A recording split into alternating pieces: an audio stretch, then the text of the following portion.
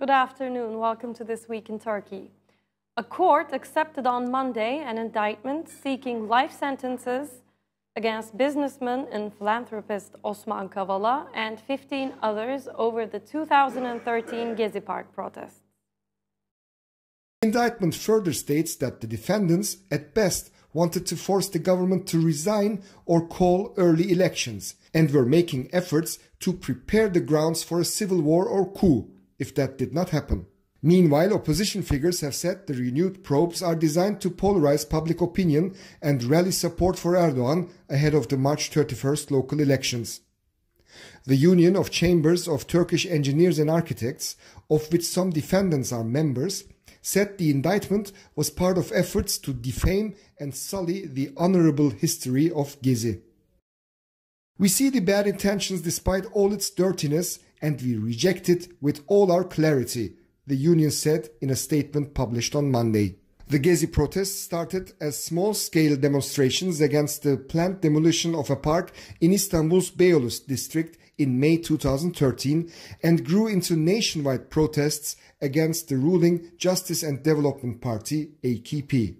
According to the government, however, the protests were staged with support from foreign civil society organizations in an attempt to overthrow the Turkish government.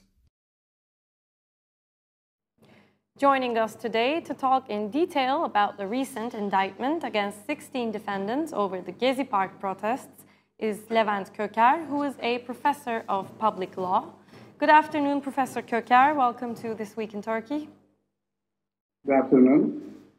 So this much talked about indictment, which was accepted on Monday, exceeds 600 pages. Have you had a chance to go through this document? And if so, what were your impressions? Of course, I had the chance to go through the entire document. I have taken extensive notes, actually, in some critical points, critical issues in the indictment. Since the indictment is accepted by the court, I don't actually find it very appropriate to talk about the material qualities of this indictment, whether it's a correct indictment in its material sense or not, but the indictment has some defects, some issues with the indictment in terms of formal law. The indictment lacks some of the elements specified by especially the Article 170 of Turkish Criminal Procedure Code. I'd like to dwell on this issue a bit, and there are also some other issues mentioned in the press, in journal articles written by some leading jurists or some Twitter or social media accounts. Some leading lawyers in Turkey have expressed their concerns over this indictment. We can dwell on these issues as well. Whatever you... A large portion of the recent comments on this indictment have focused on the political aspects of the document, yet we understand from your analysis here that the legal side bears some problems as well. So speaking from a purely legal perspective, what would you say are the main problems with this document? From a legal point of view, we know that the defendants, now we have to call them defendants, unfortunately, because the indictment, before the acceptance of the indictment by the court, Osman Kavala and 15 other people, they were suspects. But now, since the court accepted the indictment, they have now become defendants in Turkish stomach, not suspects. So they have to defend themselves in court proceedings in the following days, weeks, months, maybe.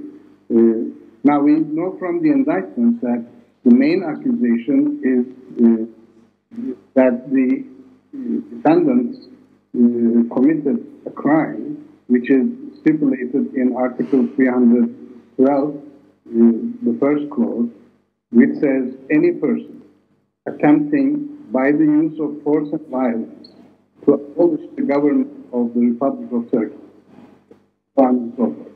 read the whole article. But here we see in indictment that the charged offense or the charged crime is described by omitting the phrase by the use of force and violence. The prosecutor interestingly omitted the phrase by the use of force and violence and described the offense as any person attempt to abolish government of the Republic of Turkey. The indictment somewhat included the phrase by the use of force and violence. And this is a critical material necessary aspect of the critical crime of abolishing by use of force and violence the Turkish government. The indictment lacks many other elements also. According to Turkish Criminal Procedure Code, Article 170, there has to be some elements in the indictment, and the court has the discretion or the right or the power to refuse the indictment if the indictment does not accord with those stipulations in the Turkish Criminal Procedure Code. For example, when we look at the indictment, we notice identities, names, and other identity markers, if I may say that term, of the defendant, suspect, have been endorsed in the indictment. Of course, this is a must, but also the article says the suspect or defendant's counsel must also be mentioned in the indictment. In the indictment, we don't see a mention of suspect or defendant's counsel. This is one that doesn't exist it exists, but there's a problem with that. Date and time period of the crime must be mentioned also. And the indictment says the crime is committed in Istanbul before 2014.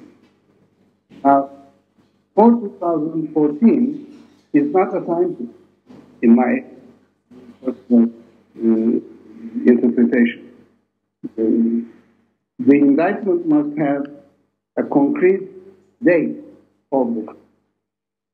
For example, in the case of the previous trial of Gezi event, Taksim Solidarity case, if I may mention, in that case, the indictment mentioned that the Gezi demonstration lasted until July 10, 2013. Here, the indictment we are discussing today, the indictment says the time period is before 2014. So literally it means the crime has lasted for 2014 years. Of course, not the case. The indictment refers to Gezi event.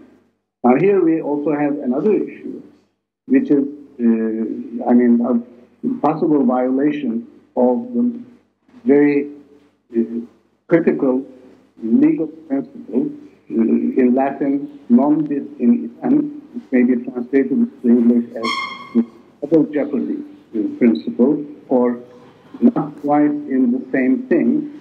So you cannot try the same people for the same event twice. So some of the defendants in this case have been tried by court back in 2015, and the verdict of that court has been final. So they cannot be retried. You know what I mean? So this is an issue with this indictment mentioned by a leading jurist in Turkey, Turgut Kazan, and also it is also mentioned by Orhan Gazi Ertekin, co-chair of the Association for the Democratic Judiciary in Turkey. There's a danger in this indictment that there can be non-bis in idem violation because previously Gezi events have been tried. The main Gezi case has been finalized by the Turkish judiciary. So there's also this kind of an issue. Apart from this, another element that is very indispensable, very crucial for a legally acceptable indictment is that there has to be an explanation of the relationship between events comprising the case, the crime, and the present evidence.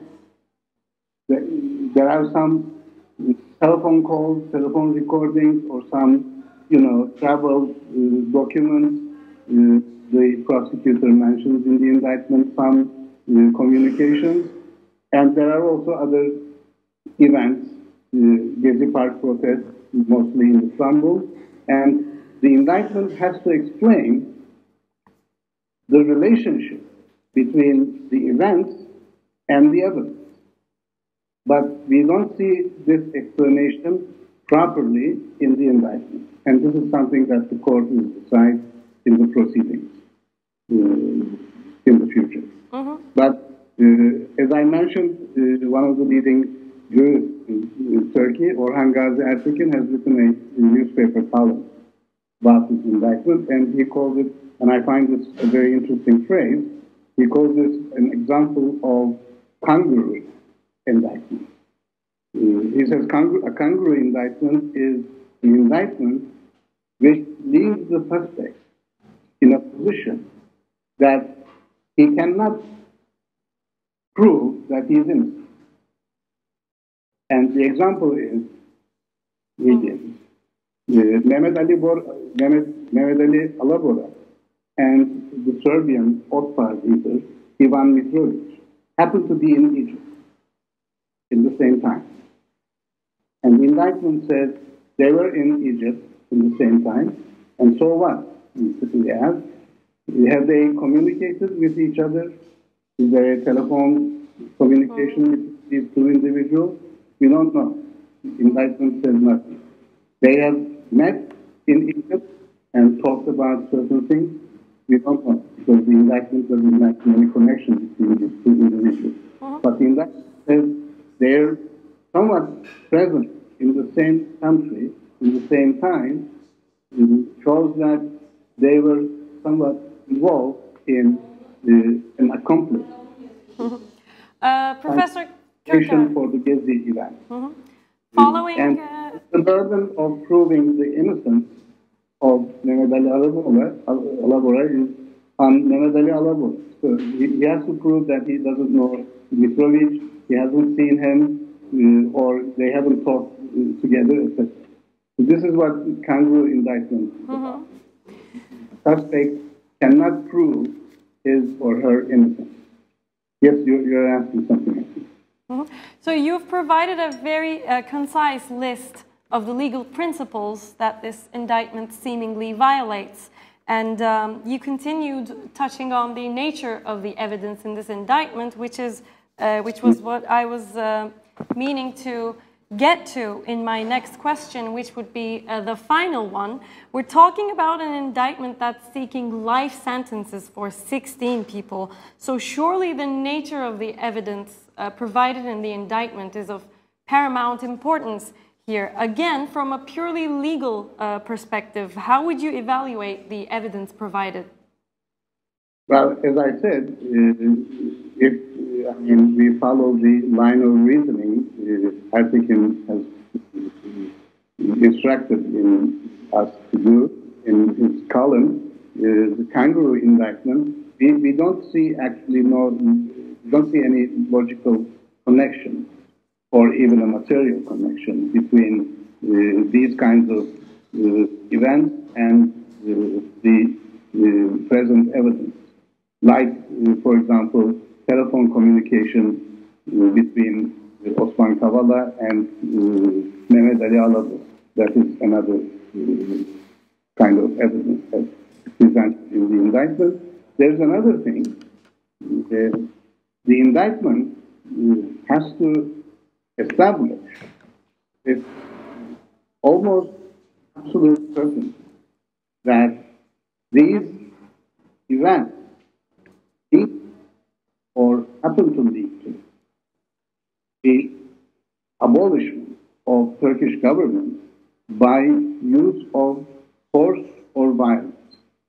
However, the indictment says or accuses individuals for organizing non-violent protests or non-violent demonstrations. This is a very interesting contradiction in the indictment, and it makes the fundamentals of the indictment fall apart. Like, I have to mention here that according to the Turkish Constitution, Article 34, every Turkish citizen, or even every human being in Turkey, has the right to peaceful protest or peaceful demonstration or gathering without any prior authorization.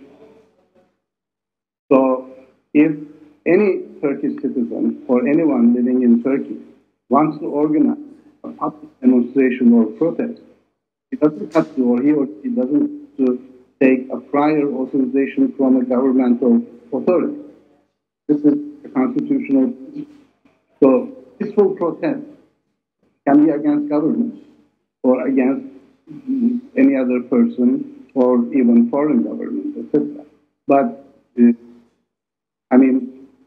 Gezi protests were not violent in the beginning. They were non-violent protest activities or demonstrations. We have a list of European Court of Human Rights decisions pertaining to peaceful non-violent protests or demonstrations in European countries, which says that non-disproportionate use of force by security forces in states concerned may lead to violent reaction from the peaceful protest. This might have happened in the Gezi protest case. And in the Gezi main case in court, which has been tried, as I said, Taksim Dayanışma, Taksim Solidarity platform case, they were all acquitted. So now they are being, or the events are being retried for accusing, they were accused to abolish the Turkish government by use of force, which is not the case. Gezi events, and there is another contradiction in the indictment. The indictment mentions, quotes actually, Taksim Solidarity Platform's list of demands from the government, and those lists of demands does not include anything about the abolishment of government. They say we don't want this Topçu Kışlası, this construction in Gezi Park. We want Gezi Park to remain a park. We want the Istanbul governor and the Istanbul director of security forces resign because they did not give way to people's right to peaceful demonstration. They suppressed violently the use of right to peaceful demonstration. The indictment mentions, quotes, this Taksim platform, and then says, the indictment says, as we see from these demands, their final aim was to abolish Turkish government. But the demand does not exist, it does not include any such aim to abolish the government, etc.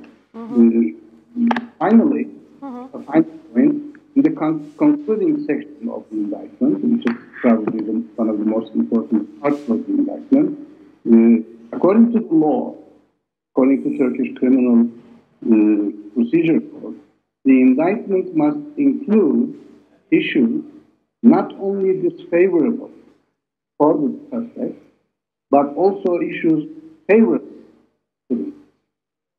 And the indictment makes no mention of what has been favorable to the suspect's case. So this is also an element that is lacking in the indictment. Another important element, if I may mention very briefly, is that we don't see any mentioning of a statement of or any depositions. And this is not an element that is required by the law, but in many decisions of the Turkish Court of Cassation, Yargıtay, the defendant statements or testimonies or depositions must be included in the indictment.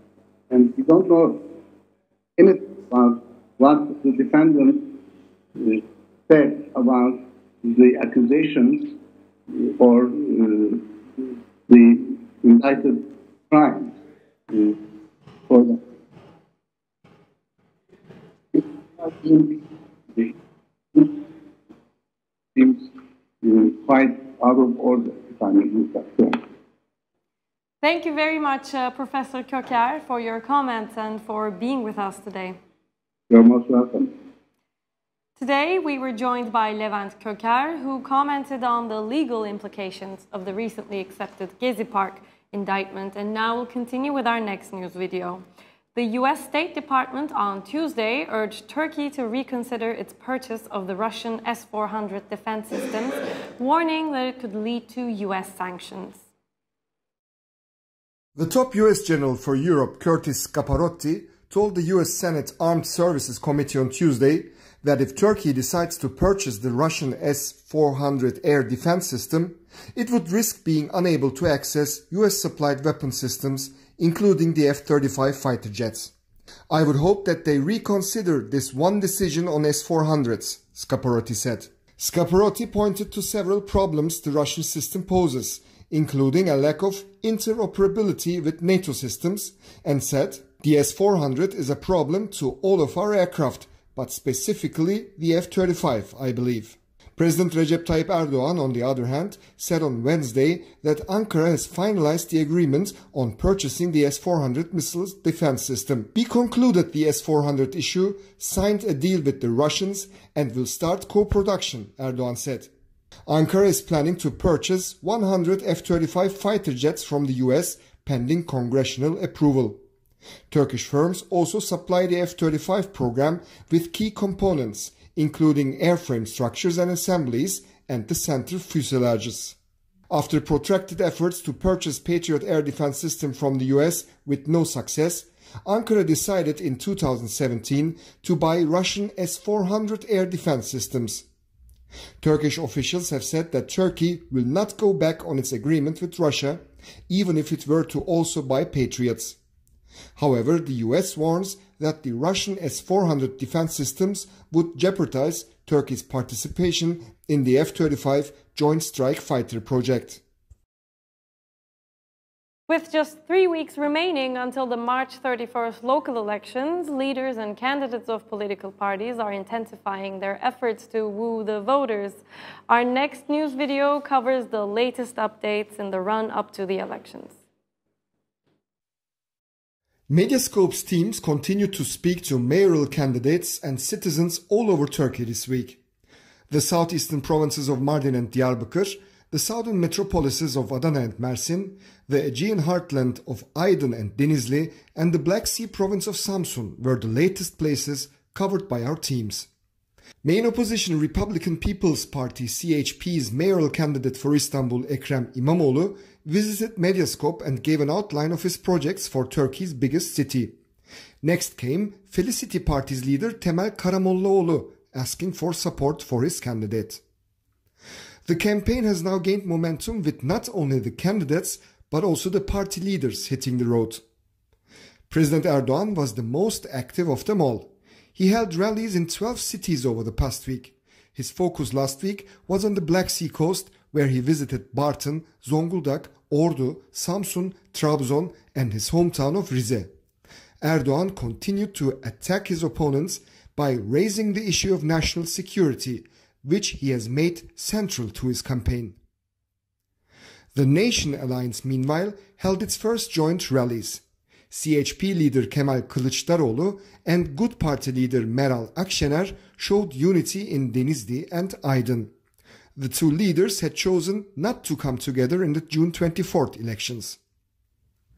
President Erdogan and his ally, Nationalist Movement Party MHP leader Devlet Bahçeli, are also expected to hold joint rallies. Polls suggest that these elections are open to surprise. The ruling AKP seems on course to concede the capital Ankara to the opposition for the first time in 25 years. Istanbul is another city where the race is too close to call. Medyascope reporters are on the road to cover the pre-election atmosphere across the country, and our reporter Murat Utku, who will join us in the studio shortly, reported from the ground in Aydın and Denizli for This Week in Turkey. Republican People's Party and E-Party is now holding their second joint rally in Aydın. Aydın is a very important city because this city is also an industrialized and a center of tourism in the western coast of Turkey. This city is mainly consists of the seculars mainly, and the votes are going to the secular parties, which the mayor of the city is a lady, is a predominant politician from the CHP, the Republican People's Party.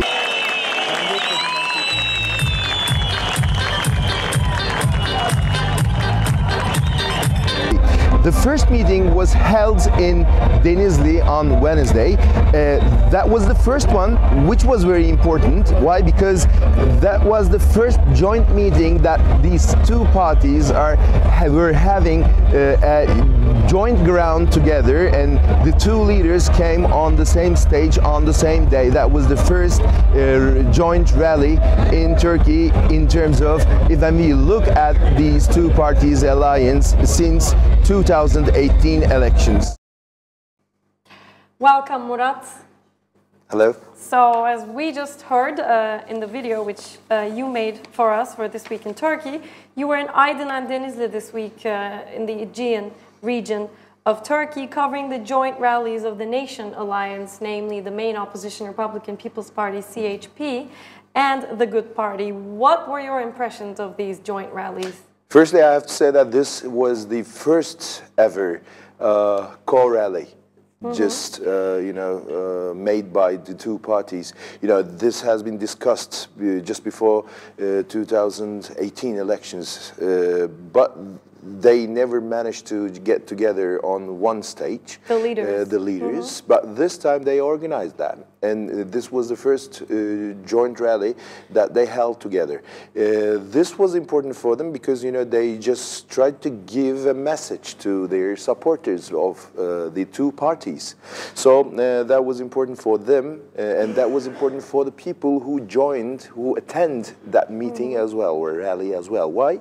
Because the main thing that I observed there on the ground, the two peoples, I mean, the base of two parties are coming together. One part is coming from a nationalist background, mainly former members of the MHP, Nationalist Party, Nationalist Movement Party in Turkey.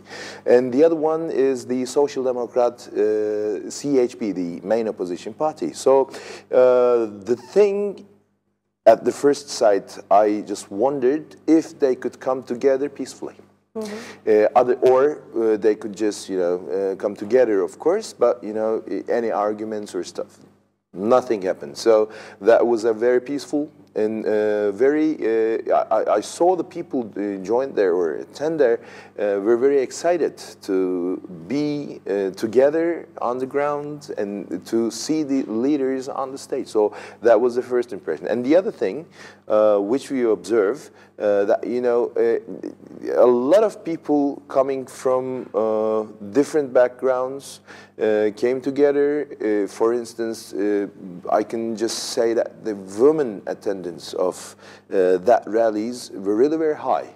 Both in Denizli and Aydın. So that was also an important improvement in terms of the politic approaches of the Turkish What can you tell waters. us about the profile of these women? Would you say that they were mostly conservative women, or Some not? of them were conservative. Why? Because they're coming from a nationalist and background and conservative background as well. So they were just wearing their headscarves and they were wearing their clothes accordingly. But also on the other hand, the CHP. The women who support CHP, they just came with their,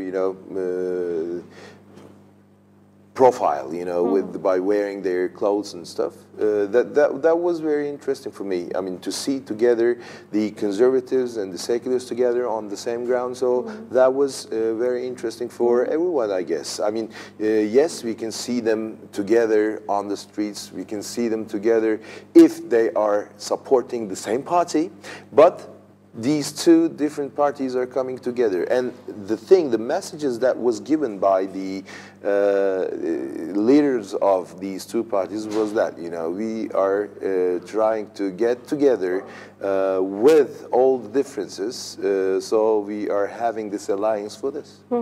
So, as you just mentioned, a key feature of these two cities that you visited this week is that they have joint candidates in the ticket, meaning the Nation Alliance. They have nominated one candidate each per city. It's the Good Party candidate in Denizli and the CHP candidate in Aydın. You also went around talking to people on the street. How would you say that the people view the joint candidates in these cities? In the very beginning, I visited these two cities twice. I just visited there almost a month ago, or a month and a half, and that was my latest visit because of the rallies that was held by the two parties. I just asked the people on the streets, ordinary people on the streets, if they are okay with all these, common candidates that they just put. They say yes, they're just going to vote. Either there are some differences, because the alliance is forcing their mentality to just vote for each party's candidates. So they're just going to, I guess, vote for them. That was the main interesting point, maybe. For the first time in the politics history, we can just see that, for the first time they just made that alliance in 2018 elections first, and now this is the second time that people getting accustomed to that kind of a political behavior, as far as I'm concerned, when I see on the ground. Also, when we look at the candidates in Denizli, the E-Party candidate, Ümit Bahtiyar, is a well-known politician. Why? Because he's coming from a central right-wing background, and afterwards he just joined to MHP, the Nationalist Movement Party, for a short while, and then he just joined the E-Party. So how can I say, the conservatives and the nationalists and the right-wing, central right-wing people know him well. And he said, he emphasized when he comes to the stage, he said, they are just going to just give the people to invest again, to produce. That was the main which the candidate said on the stage to Denizli people. And if you're just going to talk about the Aydın candidate, Özlem Çerçioğlu, she's a very dominant figure, a woman, and a very powerful, ambitious woman politician. She just went to the parliament for 2 terms, and then she became the mayor of Aydın. So she just want to continue to get the office back again. So she is just saying that she's just going to join the people of Aydın, and she is going to just support the being together case of the Aydın people. So that was also interesting. And I can say, if we compare the two cities and the two rallies together, I saw that the people the woman in Aydın was just a lot higher than Denizli. So that was also another case that I observed. And there were also another thing I just want to say, you know, these two parties have their own symbols, which they use by using their body language, and they have their signs to show themselves from which party they are supporting. So I saw together for the first time the CHP, the leftists, fists in the air, together with the wolf symbol grey wolf symbol of MHP together. So, you know, because people, as I've said, E-Party people are coming from the MHP background, so they have still using the same grey wolf symbol together. So it was, I guess, the first time the fists and the grey wolves together in the air. So that was also another interesting part of those rallies, maybe. Thank you very much, Murat Utku, for sharing your impressions with us from the ground in the run-up to the March 31st local elections. We'll continue with our next news video now. The Turkish Statistical Institute announced on Monday that Turkey saw an annual hike of nearly 20% in consumer prices in February.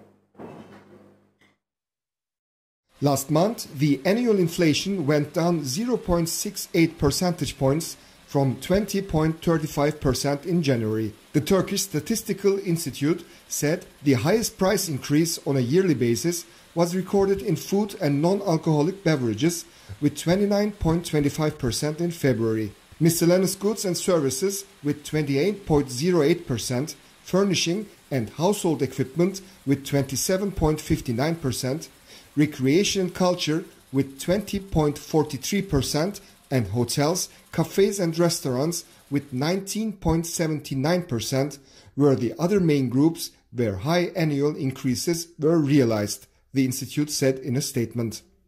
Turkstat further said consumer prices surged 0.16% in February on a monthly basis. The highest monthly increase was 2.48% in health, it said, adding, the highest monthly decrease was 4.81% in clothing and footwear. Over the last decade, annual inflation saw its lowest level at 3.99% in March 2011, while it peaked at 25.24% in October 2018. U.S. First Lady Melania Trump's visit to a school in Oklahoma on Monday sparked controversy in Turkey as reports revealed that the school was founded by Muslim cleric Fethullah Gülen, whom Turkey deems to be behind the 2016 coup attempt. U.S. First Lady Melania Trump visited the Dove School of Discovery in Tulsa, Oklahoma, as part of her anti-bullying Be Best initiative.